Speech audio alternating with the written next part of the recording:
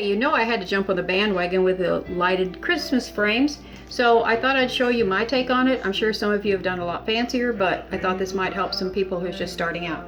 I went ahead and bought the sacks, which are a little smaller than the frame I bought. I wanted it in 11 by 14, and what I decided to do is, since this is a nice black on the back, I'm going to use that for the mat. And you can remove these hooks and reuse them, and actually you have two, so you only need one. So the first thing you want to do, of course, is cut your bag picture out. Yes, the lights do shine through it without it having to have holes in it. Next thing I'm going to do is take the back out of the frame. This is tedious, I know, but you got to do it. And be careful doing this because I've had a few pop out, and I found that taking a knife and kind of folding them right with your fingers on it to push them up instead of slide them seems to work better. Now this is a good time to come on the back side of this. It's just scotch taped in, so run your knife under it. This one's got a great big long piece that takes both of them, but usually they have two pieces of tape. Some of you guys have made some absolutely beautiful ones out there. I just love them. And save those because you're going to hook those back on later on. I like to keep a blank piece of paper over here so I can stick the old stuff to it when I peel it off so it's not all over my kitchen. Alright, take the insert out. We won't need that anymore. Now, what I like to do is I've got to make this, since I'm going to light it and use this mat, you have to go from behind. If you don't go from behind, you're going to have a problem. So I take a nut pick or anything similar, and I just puncture a little hole and twirl it. It'll make the lights easier to get through. Dollar store lights. Go ahead and unwrap them. And of course, test them before you bother putting them in. This is the warm white. I'm going to start from behind, and I'm going to run them through the little cut where one of the attachments to hang it on the wall was. These go through pretty easy too, and they don't take a lot of time. Wish I could talk to all of you and ask you what you've got planned for the holidays, what your favorite food is, what your favorite movies are.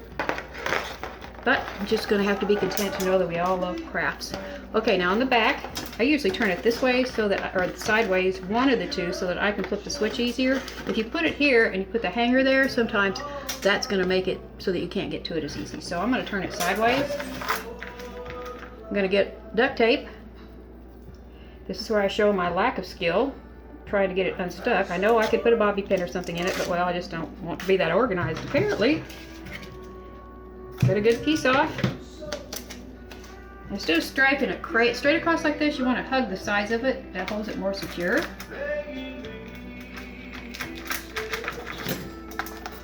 And we're going to flip it over to the front now. Now I usually turn it on for this so you can tell exactly where the lights are going to be. And I lay my snowman on, or whatever your thing happens to be. You want to work as close to where you're going to put the lights as you can because they're about this far. Well, I want to just show you. They're this far apart. So you don't have a lot of space in between, and you don't want to have one sticking out randomly somewhere. So just take a little scotch tape. Let's see, where do I want to put the first one here? Okay, so I'm going to put a piece of tape on my little light. I think I'll stick one right here in his hat. Can you see that? Okay, I went ahead and put the lights on the back.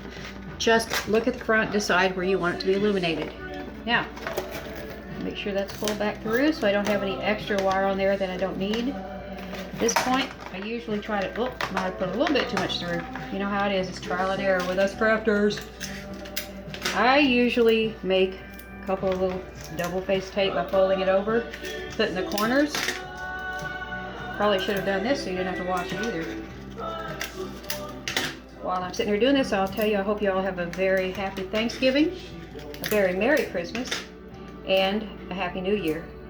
Remember, Christmas only happened once. The rest of them are anniversaries, so let's celebrate. Okay, I'm going to take it and try to center it as best I can. Pressing gently. And believe it or not, that's going to hold all those wires in there. Alright, make sure your glass is clean. Mine's pretty clean. Turn it upside down. Slip it into the glass, but don't hook it yet. Turn it over and make sure that it's pretty even and that there's not any clearness of the glass showing without a backing behind it, because I've done that before. Okay, now we're going to take our knife and fold this back down. Oh. Being again gentle with this stuff because it does like to break. They're not hard to work with, it's just that you can't go all crazy like I try to do sometimes and hurry through it. But as you can see, it's a pretty fast craft, and I think it's really pretty. Okay, now I'm going to take, remember we saved these earlier to hang it by? I'm going to take this right to the back, another little piece of duct tape, center it right where it should be, tape it down, and you've got yourself a dollar store craft. Let me get the lights and I'll show you what it looks like without the lights.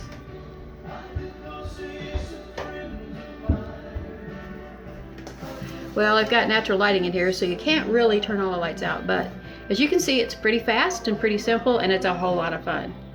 So thanks guys for watching. I hope this was a help to somebody. Let me know if you come up with any new tips. Bye.